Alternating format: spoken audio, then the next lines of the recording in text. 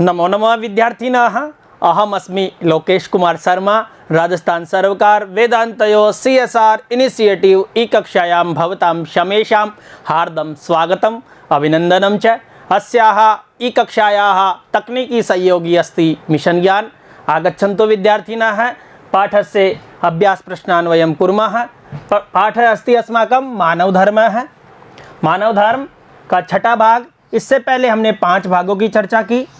पहले भाग में हमने पाठ परिचय पढ़ा, उसके बाद में हमने 6 श्लोकों का दूसरे भाग में, 6 श्लोकों का तीसरे भाग में, 6 श्लोकों का चौथे भाग में, 5वें भाग में इसके अभ्यास प्रश्नों का अभ्यास किया। अब लेकर हम प्रस्तुत हैं पाठ के व्याकरणात्मक प्रश्नों को। आइए, मैं आप सभी का पुनः स्वागत करता हूं। आइए प्रश्नों की ओर चलते हैं। व्याकरणात्मक प्रश्न, जो व्याकरण के जो प्रश्न हैं उनको हम हल करने का प्रयास करेंगे। अधोलिखितेषु पदेषु नामोल्लेख पुरस्सर संधि कार्यः, यानी इन पदों में संधि का नाम लिखते हुए, संधि का नाम लिखते हुए संधि करनी है। क्या करनी है? संधि करनी है। ये संधि विच्छेद यहाँ दिया हुआ है और उसमें संधि करनी है और संधि का नाम लिखते हैं। तो विद्यार्थियों, पहला जो हमारा पद है वृद्ध प्लस उपसेविनः, इसको हमको इसका संधि करना है और संधि का नाम लिखना है। तो प्लस के पहले क्या है? ए, और प्लस के बाद में क्या है? ऊ। तो ये किस संधि में होता है विद्यार्थियों? गुण संधि में होता है बच्चों। गुण संधि कहती है कि प्लस के पहले ए हो या आ हो और ये ऊ हो तो क्या हो जाता है? इसका ओ हो जाता है। क्या हो जाता है? ओ हो जाता है। तो वृद्धः प्लस उपसेविनः, तो यहाँ बनेगा पद वृद्धोपसेविनः और संधि गुण ही होगी। आद गुण है जो सूत्र है, उससे हम संधि के टॉपिक में इसकी विशेष चर्चा कर चुके हैं, आप वहाँ भी देख सकते हैं। कृष्ण वर्तमा प्लस इव, प्लस के पहले यहाँ क्या है? आ, और प्लस के बाद में क्या है? ई। यानी ऐसी स्थिति जहाँ भी आती है वो किस संधि में होता है? आपने देखा होगा संधि के विषय में जब हम पढ़ रहे थे गुण संधि में, तो आ और ई मिलकर क्या हो जाता था? ए। जैसे आपने पढ़ा होगा नर प्लस ईशः, गण प्लस ईशः गणेश है। उसी प्रकार से कृष्णवर्तमेव, यहाँ पद बनेगा कृष्णवर्तमेव और संधि होगी गुण संधि। इससे संबंधित उदाहरणों को हम संधि के पढ़ाए हुए विषय में भी देख सकते हैं। अगला प्रश्न है आचारात् लभते। आचारात् लभते, प्लस के पहले क्या है? त, प्लस के बाद में क्या है? ल। तो ऐसी स्थिति में हम कौन सी संधि करते हैं बच्चों? एक सूत्र है तोरली। यह सूत्र ये कहता है कि त के बाद में ल हो तो इस पहले वाले त का भी क्या हो जाता है? ल हो जाता है। तो यहाँ क्या हो गया? आचारा लभते। लेकिन उससे पहले जो ल है, यह, वह और ल, ये अनुनासिक हो जाता है। यवल, ये 2 प्रकार के होते हैं, इसलिए ये चिन्ह यहाँ लगेगा, अनुनासिक का चिन्ह। और संधि कौन सी होगी? लत्व संधि। इसको पर सवर्ण संधि भी कहते हैं बच्चों। उसी प्रकार से नार्यः प्लस तु, यहाँ प्लस के पहले क्या है? विसर्ग और प्लस के बाद में है तु, और जब ऐसी स्थिति आती है तो उस विसर्ग का क्या हो जाता है? स हो जाता है और इसको हम कहते हैं सत्व विसर्ग संधि। तो ये स आ गया विसर्ग का, ये स, ये वाला स। तो नार्यस्तु, रूप बना नार्यस्तु। उसी प्रकार से अमित्रात् प्लस अपि, अमित्रात् प्लस अपि, प्लस के पहले क्या है? त और प्लस के बाद में क्या है? ए। तो ये जस्त्व संधि में होता है। कौन सी संधि में होता है? जस्त्व संधि में, यानी 1 2 3 4 का क्या हो जाता है? यहाँ 3 हो जाता है। तो यहाँ तय है और इस तय का क्या हो गया, द। इस तय का क्या हो गया, ये द, ये द। तो अमित्राद अपि, रूप बना अमित्राद अपि। तो पहला वृद्धोपसेविना बन गया, गुण संधि हो गई इसमें। दूसरा हो गया कृष्ण वर्तमेव, इसमें भी गुण संधि। आचारा लभते, यहाँ लत्व संधि। नार्यस्तु सत्व विसर्ग संधि। अमित्रादपि में जस्त्व संधि। इनका अध्ययन किया। आइए चलते हैं अगले प्रश्न की ओर। अगला प्रश्न क्या है, पहले हमने विच्छेद का क्या किया था, संधि पद बनाया था। अब जो संधि पद हैं उनका क्या करना है, हमको विच्छेद करना है। पहला संधि पद है बच्चों कि अधो निर्दिष्टानाम संधि पदानाम संधि नाम। निर्दिष्ट संधि पद है, इनका क्या करना है, विग्रह करना है और संधि का नाम लिखना है। तो चानुत्तमम, जो चानुत्तमम है इसका अगर विच्छेद करेंगे हम तो च प्लस अनुत्तमम। यहाँ ए और ए का मेल हो रहा है, किसका हो रहा है, ए और ए का मेल हो रहा है, जिससे बनेगा चा। च में ए मिला तो चा, चानुत्तमम। कौन सी संधि होगी बच्चों, दीर्घ संधि। अकय सवर्णे दीर्घ सूत्र से, और यहाँ हो जाएगा सवर्ण दीर्घ हो जाएगा। उसी प्रकार से तान्येव, तानी प्लस एव, तानी प्लस एव। यहाँ विद्यार्थियों क्या होगा, ई को यणची जो सूत्र है उस सूत्र से यहाँ इक ई है, उसका क्या हो जाएगा, यह हो जाएगा विद्यार्थियों। तो तानी, तान, ई का ये कर दिया अपन ने, और ई ये में प्लस ये मिलाया तो ये बन गया, तो तान्येव। और संधि होगी यहाँ यण संधि। आइए विद्यार्थियों अगली संधि की ओर चलते हैं। यत्रायतास्तु, यानी यत्र एता प्लस तु, यत्र एताह तु। तो यहाँ दो संधि होगी, यत्र और ये मिला, त्रय में ए है, त्रय में क्या है, ए, और आगे है ए। ऐसी स्थिति जहां भी होती है तो वहां क्या हो जाती है, वृद्धि हो जाती है। तो ये वृद्धि हो गई, देखो ये आई की मात्रा आ गई, और ता लगा दिया, ता के बाद में हमने विसर्ग है, इस विसर्ग का क्या हो जाता है, क्षय हो जाता है। क्या हो जाता है, क्षय हो जाता है। तो इसमें दो संधि होगी, यत्र प्लस एता में कौन सी होगी, वृद्धि संधि, और एता ह प्लस तु इसमें होगी विसर्ग संधि। तो इस पद में दो संधियां मिलेगी आपको, वृद्धि और विसर्ग संधि। आइए बालादपि, बालादपि क्या कहता है कि बालात प्लस अपि, इसका क्या बनेगा, बालात प्लस अपि। तय का दय हो जाता है कौन सी संधि में, जस्त्व संधि में। उसी प्रकार से वार्य अधिगच्छति, तो वारी, वारी में रह, ई का क्या हो गया, यह प्लस अधिगच्छति, मिला लो, ये वाला बन जाएगा। और ये कौन सी संधि में होगा, बताया था ना मैंने आपको, ई को यणची, यानी यण संधि में ये होता है। इसकी विशेष चर्चा हम संधि के जो विषय पढ़ाया था, संधि टॉपिक पढ़ाया था हमने, वहाँ पर इसको हम देख सकते हैं। आइए चलते हैं आगे। अधोलिखितानाम पदानाम, अधोलिखित जो पद हैं उनका नाम निर्देश करते हुए समास लिखना है हमें। तो पद है कौन कौन से, न संशयम, दुःखस्य मूलम, धर्मश्च अर्थश्च, सर्वेभ्य लक्षणेभ्य हीनः, कामश्च अर्थः। तो बच्चे देखो, न संशयम, न संशय जो है इसको यदि हम समास करेंगे, इसका हम समास करेंगे तो क्या बनेगा, न संशयम, अर्थात असंशय, जिसमें किसी प्रकार का संशय न हो। ऐसे पदों में, नए वाले पदों में हमको अधिकतर में नए तत्पुरुष समास करना होता है। तो असंशय बना इसका, और नए तत्पुरुष, यानी नए तत्पुरुष समास यहाँ हो गया।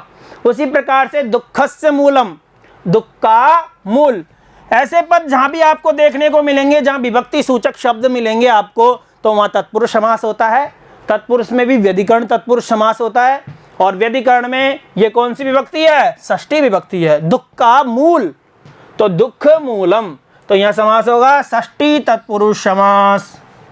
उसी प्रकार से धर्मश्च अर्थश्च, धर्म और अर्थ, धर्म और अर्थ, तो इसका क्या बनेगा? समस्त पद धर्मार्थ, धर्म और अर्थ, यहाँ दो है इसलिए दो की विभक्ति आ गई, द्विवचन की विभक्ति आ गई। और इसमें समास होगा द्वंद्व समास। जो द्वंद्व समास है उसमें दोनों पद प्रदान होते हैं। कौन से पद प्रदान होते हैं? दोनों पद। तो यहाँ धर्म और अर्थ दोनों प्रदान है। सर्वेभ्य लक्षणेभ्य हीनः, इसको हमको बनाना है तो क्या बनेगा? सर्वलक्षण हीनः, ये बनेगा इसका समस्त पद। क्या बनेगा विद्यार्थियों? सर्वलक्षण हीनः, यानी सभी लक्षणों से हीन है। उसमें कौन सा समास होता है? कर्मधारय समास होता है बच्चों। कर्मधारय समास क्या कहता है कि विशेषण और विशेष्य से जो युक्त होता है, उपमेय और उपमान से जो युक्त होता है, वो कर्मधारय समास होता है। कर्मधारय तत्पुरुष का ही एक भेद होता है। इसकी हम समास के विषय में हम चर्चा कर चुके हैं और आप वहाँ भी देख सकते हैं। तो सर्वलक्षण हीन है, सभी लक्षणों से जो हीन है उसमें कर्मधारय समास हो। उसी प्रकार से पहला हमने किया था धर्म अर्थ, अब यहाँ काम मश्च अर्थश्च, यानी काम अर्थौ, यानी दोनों पद प्रदान है। तो इसमें जो था वही किया। इसमें कौन सा होगा? द्वंद्व समास। तो बच्चों नए संशयम में नए तत्पुरुष समास, दुःखस्य मूलम में षष्ठी तत्पुरुष समास, धर्मश्च अर्थस्य में कौन सा हो गया? द्वंद्व समास। सर्वलक्षण हीन में कौन सा हो गया? कर्मधारय समास।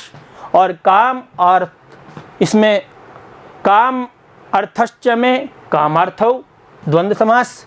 तो इनके आगे चलते हैं। आइए चौथे प्रश्न की ओर।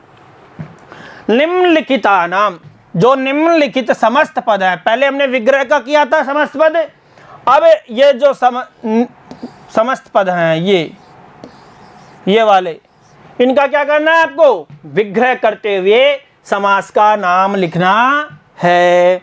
तो बच्चों देखते हैं सुखार्थी। सुखार्थी क्या कहता है? सुखा नाम अर्थी, जो सुखों का अर्थी है, अर्थात इसमें विभक्ति आ गई। तो मैंने बताया था आपको विभक्ति जहां दिखे तो षष्ठी तत्पुरुष समास, षष्ठी विभक्ति है इसलिए षष्ठी तत्पुरुष। और ए वाले मैंने बताए थे आपको अक्षिणवन, तो न क्षिणवन, उसमें कौन सा समास हो गया? न तत्पुरुष समास। उसी प्रकार से सदाचार है, शतामाचार है, अच्छे लोगों का आचरण, तो इसमें षष्ठी तत्पुरुष, यहां भी षष्ठी विभक्ति है। आगे है अनुसूय। अनुसूय में न असूय, मतलब जिसकी निंदा नहीं की जाती है, उसमें नए तत्पुरुष समास। उसी प्रकार से अलक्षण, वही न लक्षणम, यानी लक्षणों से हीन, न तत्पुरुष समास। तो बच्चों सुखार्थी में आपने देखा षष्ठी तत्पुरुष, अक्षिणवन में आपने देखा नए तत्पुरुष समास, और सदाचार में आपने देखा षष्ठी तत्पुरुष समास। अनुसूय न असूय नए तत्पुरुष समास देखा आपने। अलक्षणम में न लक्षणम नए तत्पुरुष समास। इस प्रकार से हमने एक बार समस्त पद किया, एक बार विग्रह किया, समास का नाम लिखा। आइए आगे चलते हैं अगले प्रश्न की ओर। पांचवा प्रश्न क्या कहता है? अधो निर्दिष्टेषु पदेषु शब्द विभक्ति वचन निर्देशम कुरुतः, यानी निम्न पदों में, अधोलिखित पदों में क्या करना है आपको? शब्द बताना है, विभक्ति बतानी है और वचन बताना है। तो विषयेषु रामेषु, आपने देखा होगा विषयेषु रामेषु, तो मूल शब्द है विषय, विभक्ति कौन सी होगी रामेषु में? सप्तमी, विषयेषु में सप्तमी होगी, और वचन बहुवचन हो गया। ये बच्चों आपको याद होगा। तपांसी, तपह तपसी तपांसी, तो तप मूल शब्द हो गया, प्रथमा विभक्ति हो गई और बहुवचन हो गया। आगे के प्रश्न में देखते हैं नर है। नर में मूल शब्द हो गया नर और प्रथमा विभक्ति हो गई, एक वचन हो गया नर नरौ नराह, नरम नरौ नरान। उसी प्रकार से सर्व सर्वौ सर्वे, सर्वम सर्वौ सर्वान, तो सर्वमूल शब्द हो गया, द्वितीय विभक्ति हो गई, बहुवचन हो गया बच्चों। उसी प्रकार से समासेन रामेण, तो समास मूल शब्द हो गया, तृतीय विभक्ति एक वचन हो गया। तो आपके ये समझ में आ गया होगा, विषयेषु तपांसी नर सर्वान और समासेन। आगे चलते हैं अगले प्रश्न की ओर। छठा जो प्रश्न क्या कहता है, अधोलिखितानाम तिङन्त पदानाम धातु लकार पुरुष धातु लकार पुरुष वचनम च पृथक निर्दिश्यताम। अधोलिखित तिङन्त, तिङन्त मैंने आपको पहले भी बताया था, तिप तस्जी सिप थस्थ मिप वसमस तय आताम झ थास आथम ध्वम इड वही महिंग। जो ये 18 प्रत्यय होते हैं तिङन्त प्रत्यय कहलाते हैं। जो इनसे युक्त होती है वो ये तिङन्त धातु पद होते हैं। देखो ये सब तिङन्त पद है। तो बच्चों सुप होते हैं सु अवजस अम और सस टाप व्यंबिस ये व्यंब्यस गसी व्यंब्यस गस ओसाम घी ओ सुप, ये सुप होते हैं, ये तिंग होते हैं। तो तिङन्त पद है आतिष्ठेत, इसमें आ उपसर्ग है, स्था धातु है और लकार कौन सा होगा बच्चों, इसमें विधिलिंग लकार, विधिलिंग लकार। और पुरुष कौन है, प्रथम पुरुष। पुरुष 3 होते हैं, आपको पता होगा, लकार 10 होते हैं। पुरुष प्रथम पुरुष, मध्यम पुरुष और उत्तम पुरुष। प्रथम पुरुष है एक वचन का रूप है। उसी प्रकार से रिच्छति में रिच धातु है, लट लकार है, प्रथम पुरुष है एक वचन है। वर्धन्ते में वर्ध धातु है, लट लकार है, प्रथम पुरुष है और बहुवचन है। उसी प्रकार से अधिगच्छन्ति, या यहाँ पर अधिगच्छति दे रखा है, अधिगच्छति में अधि उपसर्ग है, गम धातु है, लट लकार है, प्रथम पुरुष है एक वचन है।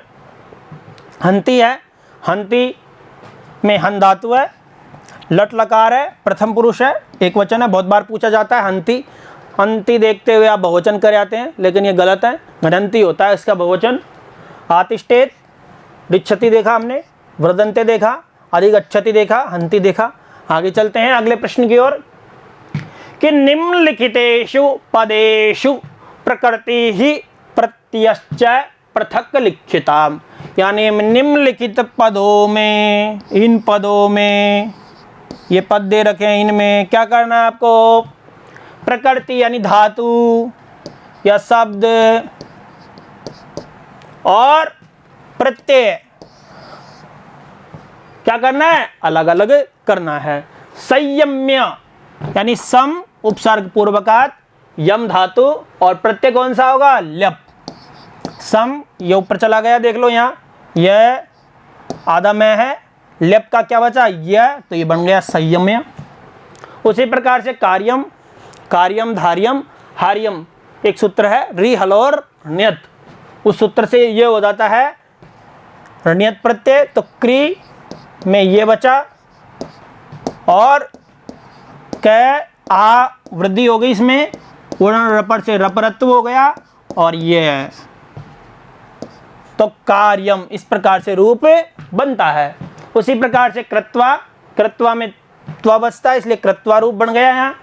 सुभाषित, सुभाष प्लस तय का तय बचता है, इट का आगम होता है यहाँ, ई बचता है, तो सुभाषितम रूप बनता है। उसी प्रकार से ग्राह्यम, गृह और ण्यत, तो ग्राह्यम रूप यहाँ आप देख सकते हैं। तो बच्चों संयम में ल्यप प्रत्यय है, कार्यम में ण्यत प्रत्यय है, कत्वा में कत्वा प्रत्यय है, सुभाषित में कत प्रत्यय है, ग्राह्यम में ण्यत प्रत्यय है। इनको देखा। आइए अगले प्रश्न की ओर चलते हैं। अधो निर्दिष्टान पदान आश्रित्य वाक्यानि रचयिता। यानी ये पद हैं, इन पदों को देख करके, इन पदों को देख करके आपको क्या बनाना है, वाक्य बनाना है। जो मैंने ये वाक्य बनाए हैं कुछ, आचारः यानी आचारः, आचारः परमो धर्म, यानी आचार क्या है, परम धर्म है। ये मैंने वाक्य बनाया, आप और भी कुछ बना सकते हैं। संतोष, संतोषः सुख मूलम भवति, संतोष पे वाक्य बनाना है। मैंने बनाया संतोष सुख का मूल होता है। उसी प्रकार से बच्चों अहिंसा, अहिंसा का मैं वाक्य बनाऊं तो अहिंसा का बनेगा, या आप भी बना सकते हैं, अलग बना सकते हैं, सदैव अहिंसायाः पालनम करणीयम, सदा अहिंसा का पालन करना चाहिए। उसी प्रकार से आत्मवश देखा हमने, यानी अपने वश में। बच्चों क्या होता है कि आत्मवशम कर्म कर्तव्यम, यानी अपने वश में जो कर्म है वही क्या करना चाहिए, व्यक्ति को करना चाहिए। उसी प्रकार से मधुरा यानी मीठी, सदा मधुरा वाणी प्रयोज्या, यानी सदा मधुर वाणी प्रयोग करनी चाहिए। यानी आचार परम धर्म है, इस पे बना दिया। संतोष सुख का मूल होता है। अहिंसा, सदैव अहिंसाया पालनम करणीयम, सदा अहिंसा का पालन करना चाहिए। आत्मवश, आत्मवशम कर्म कर्तव्यम, अपने वश में जो कर्म है वो करना चाहिए। सदा मधुरा वाणी प्रयोज्या, सदा मधुर वाणी प्रयोग करनी चाहिए। इस प्रकार से हमने इनको देखा। इस पाठ के प्रश्नोत्तरों के बारे में जाना, व्याकरणात्मक प्रश्नों के बारे में जाना। आगे हम चौथा पाठ लेकर प्रस्तुत होंगे। इसी के साथ ही ये पाठ पूरा होता है। चौथा पाठ हम गीतामृत पाठ को लेकर आएंगे और आपके ये अच्छे से समझ में आया होगा। निश्चित रूप से आप इसको देखकर अध्ययन कर रहे होंगे। आगे भी हम सभी करते रहेंगे और आपको ये कक्षा लाभान्वित कर रही होगी। बहुत बहुत धन्यवाद। नमो नमः।